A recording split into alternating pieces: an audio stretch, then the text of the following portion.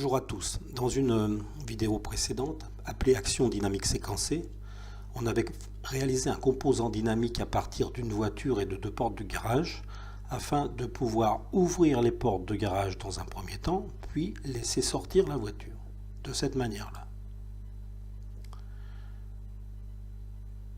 Pour cela, on avait utilisé la fonction AnimateCustom à partir de l'action onClick et ça nous permettait de répondre au cahier des charges suivant.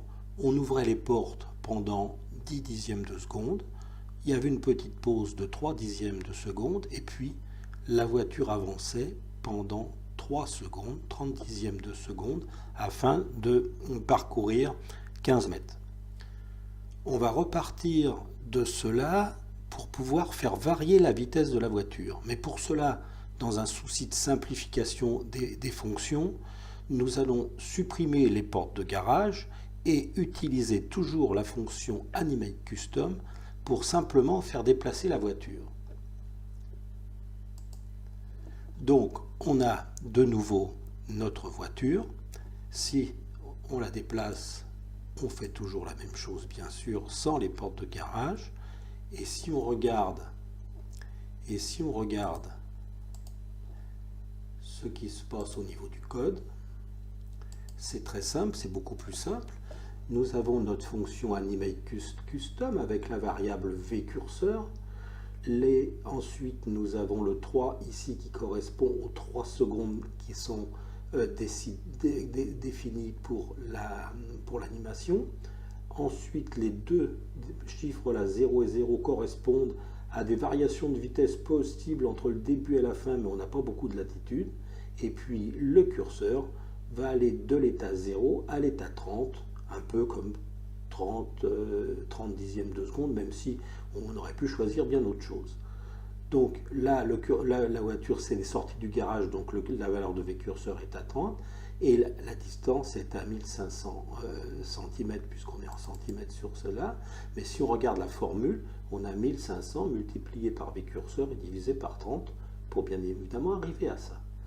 Donc, voilà un petit peu ce qu'on a aujourd'hui, étant entendu que, bien évidemment, la position de la berline ici dépend directement de la distance V distance Y ici, qui est une variable intermédiaire.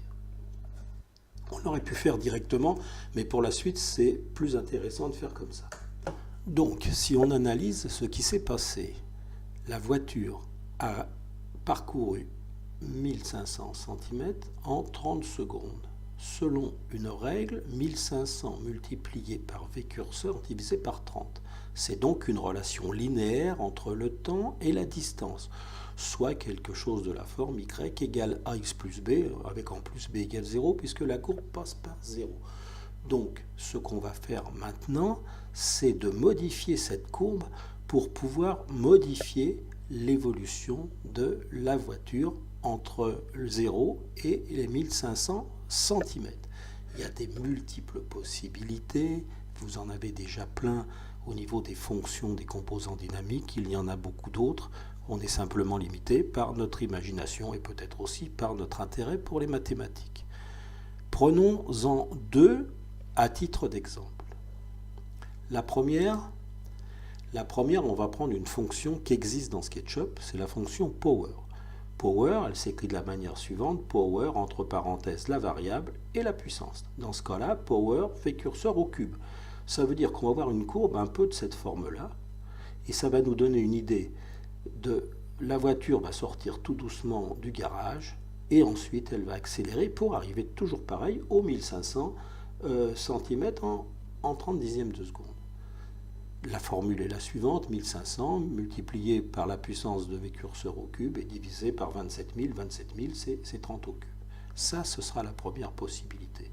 Mais on peut aussi aller beaucoup plus loin, parce qu'en fait, rien ne nous empêche de nous limiter à 1500 cm ici. On peut aller plus haut, et puis, de toute façon, il faudra revenir à 1500, et à ce point-là, 1500 et 30. Mais ici, on peut aller plus haut, on pourrait même faire des allers-retours, etc. Dans ces conditions-là, c'est quoi en fait? On a une forme, une parabole de la forme y égale à x plus b, à x2 plus bx plus c, avec c égale 0 parce qu'on passe là, on a un point ici 1530 et puis on s'en donne un deuxième, par exemple 2020. Et donc, 3 équations, 3 inconnues, ça passe sans problème. On arrive à moins 5 v curseur au carré plus 200 v curseur. Voilà, on va étudier ces deux possibilités-là appliquées à notre voiture. Alors, pour pouvoir bien comparer les différences entre les trois solutions qu'on a évoquées précédemment, j'ai dupliqué une voiture, les voitures, et j'ai réalisé un composant dynamique rassemblant ces trois voitures. Donc, il y aura une seule fonction, une clique, elles vont être toutes commandées en même temps, et bien évidemment, chacune d'elles va évoluer avec une loi différente. Si je regarde le code, donc, Animate Custom, pas de problème, il n'a pas changé. Les 3 secondes et l'état qui passe de 0 à 30. VCursor, c'est la variable. Et puis, donc, 3 variables intermédiaires. La première, pour la première qui est l'évolution linéaire de la voiture, 1500 multiplié par VCursor divisé par 30. La deuxième, qui est la fonction puissance, 1500 multiplié par puissance de VCursor au cube et divisé par 27000. Et la troisième, la parabole, 5 VCursor au carré, moins 5 VCursor au carré, plus 200 VCursor. À chacune de ces variables intermédiaires, et ben la première voiture qui est appelée berline, elle va être gérée par VDIST, c'est la première ici.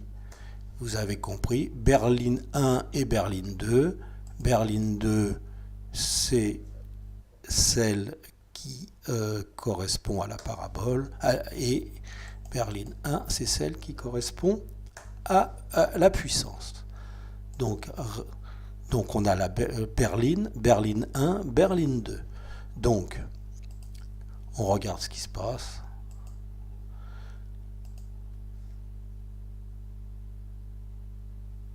Et on voit quand même qu'il y a une nette différence. En marche arrière, ça marche aussi. Voilà, bah écoutez, vous voyez qu'on peut très largement faire varier la vitesse à partir du moment où on choisit une fonction qui nous convient. Merci à tous.